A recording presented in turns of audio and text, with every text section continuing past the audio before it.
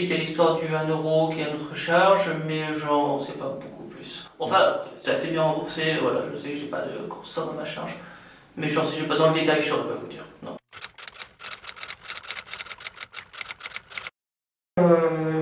Je dirais 60 à 70%.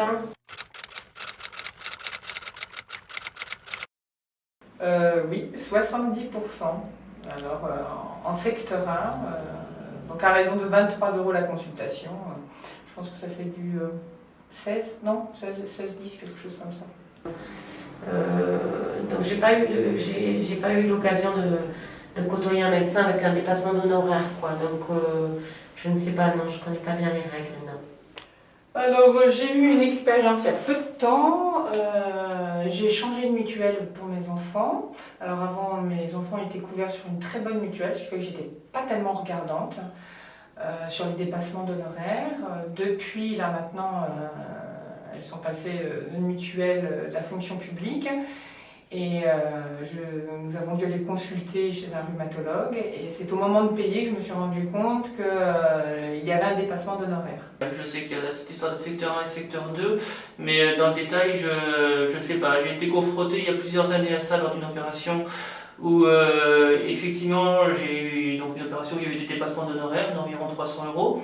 Et c'est vrai que c'est après coup que j'ai compris que c'était à ma charge, que c'était des dépassements d'honoraires justement. Loi Debré en 58. Création du secteur 2 en 1980. Gel du secteur 2. 1 euro de reste à charge. Médecins de l'hôpital public qui exercent une activité libérale. Prise en charge des mutuelles. Difficile, voire impossible de s'y retrouver.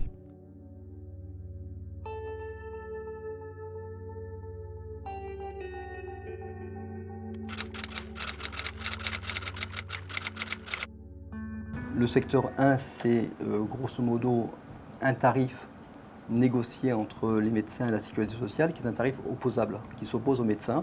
Donc pour le généraliste, la consultation définie pour un généraliste en secteur 1, c'est de 23 €. Donc la base de remboursement sera de 23 € moins les 1 euro de forfait.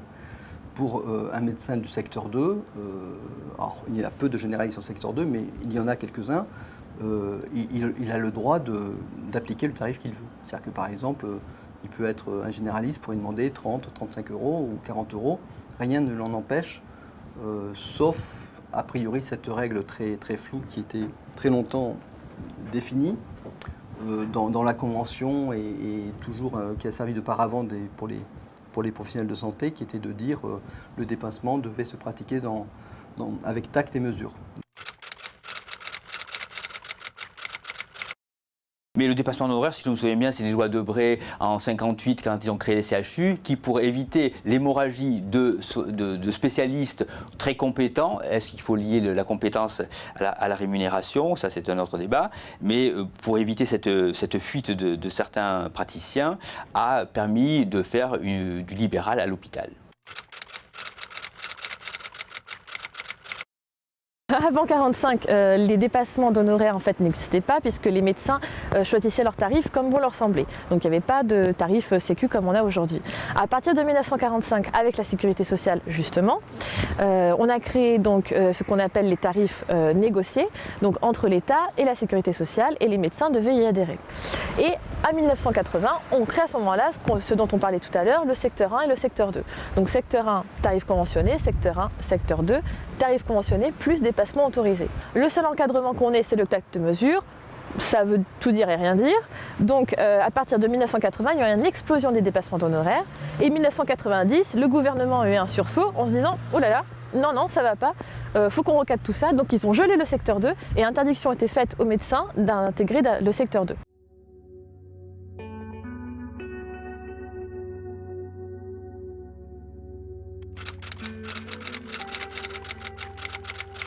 Je me suis parfois demandé si certains de mes amis, de mes collègues, ne se sentaient pas dévalorisés à certains moments en comparant leurs émoluments à ceux du privé et du privé dans ses excès éventuels.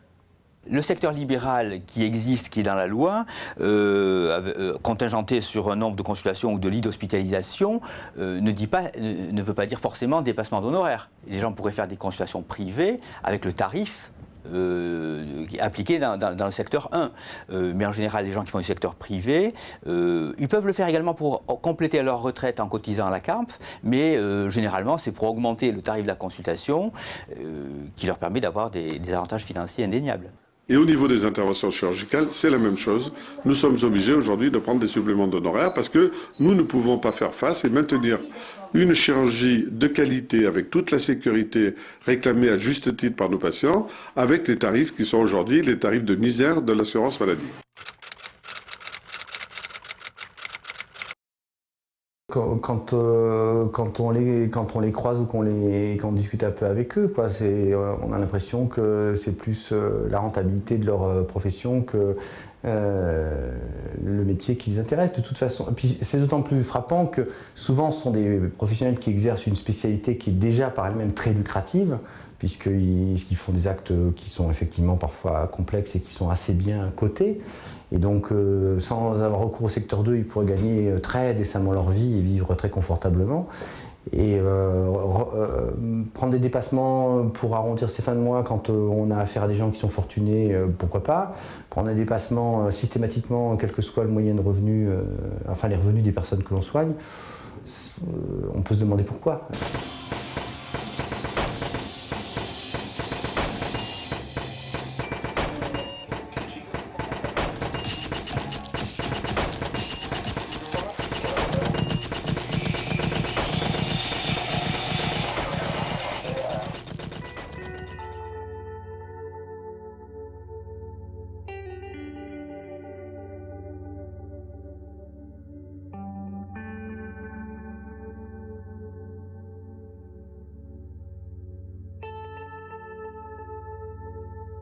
Je suis en fin de carrière, mais depuis très longtemps, je me suis rendu compte que dans certains services où j'étais passé, sur des fonctions différentes, il y avait une inégalité qui n'est pas obligatoire, mais qui de facto se retrouvait dans la mesure où lorsque un usager demande une consultation avec un praticien, dans certains services, on a plus facilement une consultation en privé très rapidement et en public beaucoup plus tardivement, ce qui, bien sûr, pour l'usager, donne une certaine discrimination et ça n'est pas très équitable. À l'hôpital public, la question des tarifs est une question sensible dans un certain nombre de cas. C'est aussi un enjeu pour l'accès à la consultation. Ce qui n'est pas acceptable, c'est qu'on vous demande de payer plus cher pour avoir un rendez-vous plus vite. C'est revenu souvent dans les recherches bibliographiques que j'ai pu faire, donc soit sur des bouquins, soit sur d'autres thèses, des rapports qui avaient été faits, que ce soit par la mutuelle, le gouvernement ou des reportages également télévisés. Ce qui choque le plus actuellement la population et ce qui m'a choqué moi également, c'était les pratiques en hôpital. Parce que l'hôpital public est censé être régi donc par le droit public, répondre aux principes fondamentaux de la République, donc l'égal accès aux soins pour tous. Or, cet égal accès aux soins aujourd'hui, avec les dépassements d'honoraires, est en danger, puisque forcément une personne qui a les moyens d'aller en secteur libéral à l'hôpital pourra se faire soigner plus vite, le délai d'attente sera moins long, à condition de payer une certaine somme en plus du tarif conventionné, alors que des personnes qui n'auront pas les moyens devront attendre plus longtemps pour se faire soigner. Et là, on nous dit non, il n'y a pas de médecine à deux vitesses. C'est faux. C'est pas vrai. Voilà, c'est pas vrai parce que concrètement, dans mon entourage et dans des recherches que j'ai pu faire, ça existe.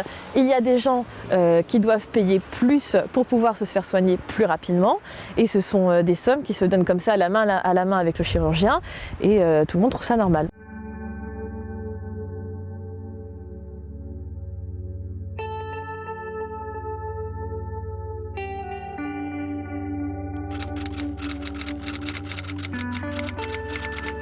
Il y a aussi, c'est important de le dire, le site de la Caisse primaire de l'assurance maladie, amélie.fr, ils font beaucoup de publicité là-dessus, où il y a effectivement toute la liste des praticiens, médecins de ville, médecins hospitaliers entre autres, avec les secteurs, secteur 1, secteur 2, donc les dépassements d'honoraires. Le problème, on a toute une population encore qui n'a pas accès à Internet, qui n'a pas accès à ce type d'informations.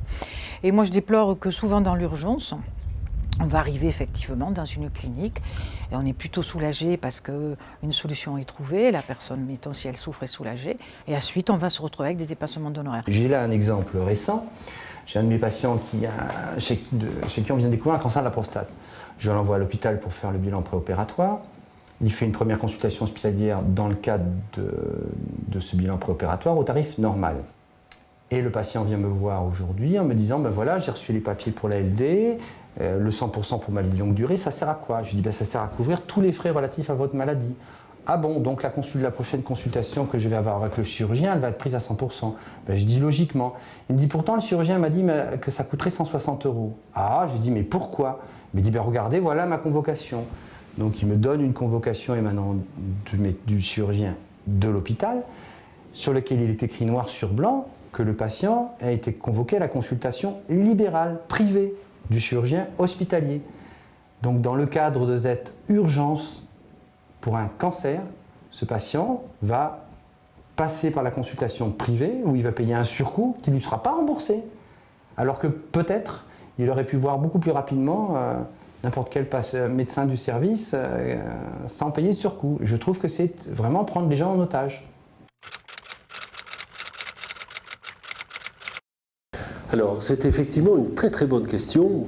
N'ayant jamais fait de dépassement d'honoraires, lorsque ce problème est apparu et est devenu nécessaire, nous avons eu d'excellentes relations avec les caisses. Il y a eu un accord tacite pour contrôler et limiter ce dépassement d'honoraires. Le coût moyen d'une intervention par robot est d'environ 2500 €. La clinique a fait un gros effort pour limiter ce dépassement et donc participer à l'achat du matériel. Et les caisses donc ont imposé un plafond que l'on a toujours respecté de façon à ne pas abuser. L'autre élément très important, c'est que certains patients n'ayant absolument pas les possibilités donc, de financer ces dépassements, eh bien c'est le médecin qui s'est engagé auprès des caisses à pouvoir financer par lui-même ces interventions sans demander le moindre centime au patient. Parce que le dépassement d'honoraires, ça permet également de moduler et d'adapter le dépassement en fonction de la situation pathologique ou matérielle du patient. Et ça, je crois que c'est une liberté qui reste très importante.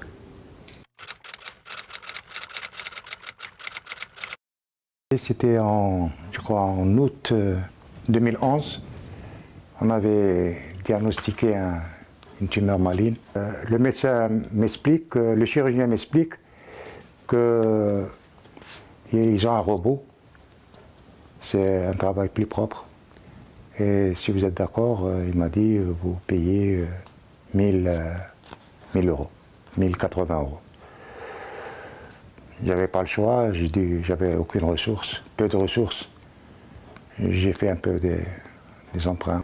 5 jours avant l'opération, la secrétaire du chirurgien me convoque, me téléphone. Je me rends chez elle, me dit, voilà monsieur, il ne faut pas uniquement payer le robot, il faut payer 1800, il faut rajouter. Quand je me suis rendu à l'accueil, j'avais l'argent sur moi, là, dans mon pyjama, parce que j'étais prêt à être hospitalisé. Elle m'a dit, monsieur, il faut payer avant de rejoindre votre chambre. J'ai dit, madame, je ne vais pas me déshabiller ici, attendez que je monte dans ma chambre. Elle m'a dit, non, non, monsieur, là, il faut payer tout de suite. Ouais, j'ai dit, excusez-moi, j'ai dû enlever mon pantalon pour me mettre dans un coin un peu discret, loin des regards, et j'ai payé, puis ouais, j'étais opéré.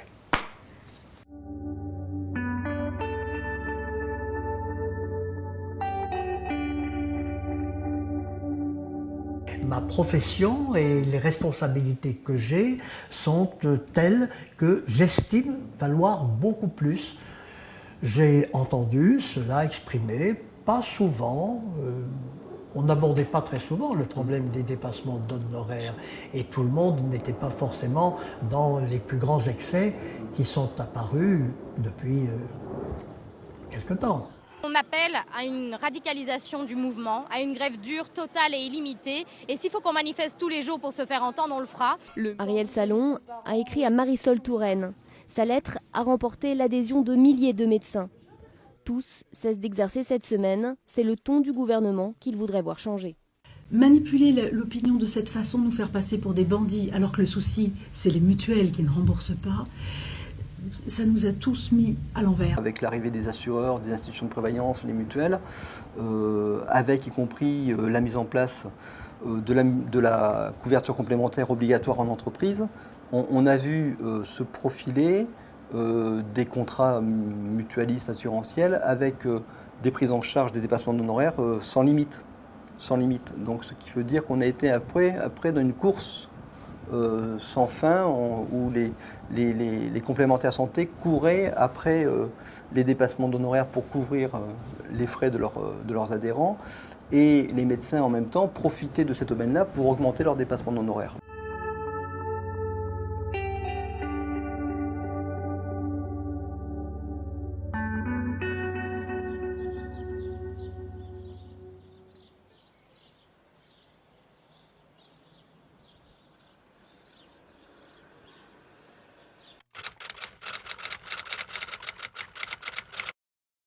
Cette émission d'envoyé spécial devait passer le 4 octobre. On nous avait retenu là plus de 2 heures avec le filmage de l'arrivée de l'équipe d'Antenne 2, toute l'interview à l'intérieur de mon appartement. Le mois après, je crois que c'était le 15 novembre, il y a eu une émission sur les problèmes de santé.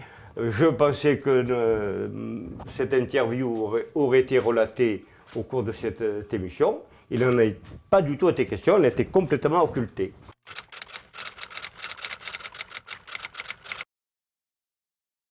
Aucun médecin authentiquement solidaire pratiquant le secteur 1 sans dépassement d'honoraires n'a eu ses propos rapportés dans le cadre de l'émission, alors qu'il représente 75% de l'effectif total des médecins en France. On a de plus en plus de cliniques et de médecins qui, grosso modo, alignent leur dépassement d'honoraires au contrat de la personne. Grosso modo, si le contrat prévoit un dépassement d'honoraires de 140%, il applique 140%. S'il prévoit 200%, il applique 200%. Donc dans la même journée, pour le même acte, pour la même consultation, le même travail, il va demander du simple au double en fonction de ce que la personne a comme couverture complémentaire. Bon, il est utile de rappeler que le revenu moyen mensuel d'un médecin généraliste libéral est de 6 000 € avant le paiement des impôts. Pour un spécialiste libéral, c'est de 9 000 €. Pour l'ensemble des médecins salariés hospitaliers, il se situe à l'intérieur de cette fourchette. Donc, on sait très bien qu'avec les dépassements d'honoraires aussi, il y a certains médecins qui doublent leurs revenus. Un spécialiste de 9 000 € en moyenne, il peut arriver à faire le double, c'est-à-dire 18 000 € par mois.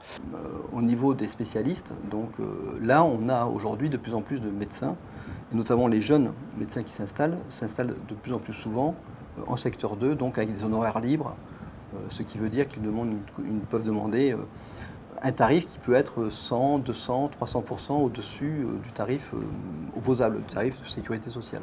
75% des médecins en secteur 1 ou salariés ou etc. qui pratiquent la médecine sans dépassement d'honoraires, ils se disent dépasser, c'est pas un gage d'excellence.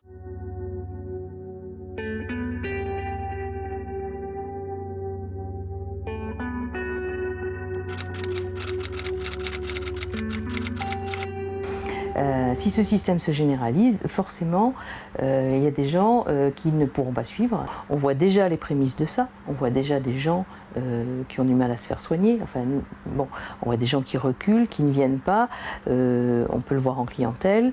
Et encore, en clientèle, je pense qu'on ne voit pas grand-chose parce que c'est comme un iceberg. Hein. Finalement, tous ceux qui ne viennent pas, on ne les voit pas. Donc je pense qu'on ne se rend même pas compte, même si on le perçoit déjà, on ne se rend même pas compte de ce qui est déjà en train de se faire. Et que ce système-là, à terme, il va aboutir à la perte de ce qui était le principe du système de santé solidaire et de l'égalité d'accès aux soins, qui là est extrêmement malmené. Et oui, je trouve ça très inquiétant. Dépassement d'honoraires. Pourquoi les Français aujourd'hui ne veulent plus accéder aux soins? Un médecin généraliste m'a fait cette confidence, et j'en terminerai là. Il m'a dit, avant, quand je conseillais un spécialiste à quelqu'un, il me posait une seule question. Est-ce qu'il est bon? Et aujourd'hui, il ne me pose qu'une seule question, combien ça coûte? Eh bien, si on ne met pas un terme au dépassement d'honoraires en les plafonnant, nous aurons un accès aux soins qui reculera dans notre pays. Aujourd'hui, 4 millions de Français n'ont pas de couverture complémentaire dans ce pays. Et il faut quand même se le dire, sans couverture complémentaire, je reviens à ce que je disais tout à l'heure, sans couverture complémentaire, on n'accède pas à des soins facilement, puisque 50% des dépenses de santé ne sont plus remboursées par la Sécurité sociale pour les soins courants. La pratique du dépassement d'honoraires est une idée qui se banalise. Et à partir du moment où elle est banalisée, elle passe beaucoup plus dans les mœurs. Et oui, ça risque de se généraliser. Donc c'est ça qui pose problème. On se dit sur les dépassements d'honoraires, parce que le rôle de l'ordre des médecins, historiquement, a été voisin de zéro. Mais donc les médecins peuvent-ils seuls se réguler? La réponse est non, mais il faut qu'ils participent à cette régulation. Il y a un risque d'engrenage qui petit à petit peut entraîner l'ensemble des médecins à pratiquer des dépassements d'honoraires si l'occasion lui est donnée. Le dépassement d'honoraires, ça symbolise quelque part une inflation non contrôlée des dépenses de santé, ça symbolise l'inégalité, ça symbolise la marchandisation de la santé, ça symbolise tout ça.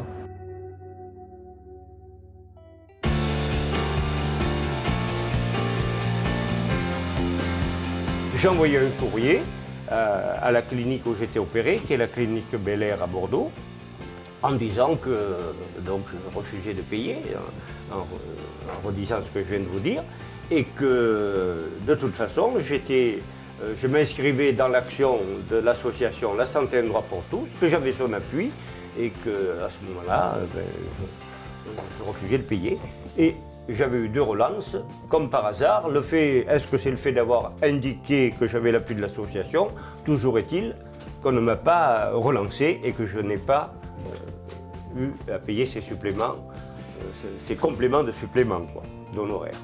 Nous allons œuvrer aussi pour participer, pour coordonner toutes les formes de résistance individuelle ou collective que l'on voit dans ce domaine. Il y a de plus en plus de personnes qui négocient, qui marchandent, alors ce sont des termes commerciaux, hein, c'est pas très heureux, mais qui refusent le diktat tarifaire imposé par certains médecins. Nous allons bien sûr participer également à toute forme de résistance collective, et dans la région il ne manque pas. Il y a par exemple l'exemple de l'hôpital de Pau, où une lutte collective a permis de réouvrir une consultation d'urologie à l'intérieur de l'hôpital, en secteur 1, c'est-à-dire avec des honoraires clairement affichés et remboursés. Donc ce sont des victoires sur lesquelles, bien sûr, nous allons nous appuyer. Et en ce temps donc, de reculade politicienne, nous avons l'impression que le dossier n'est pas bouclé, il va rester chaud et que l'avenir, bien sûr, n'est pas écrit à l'avance.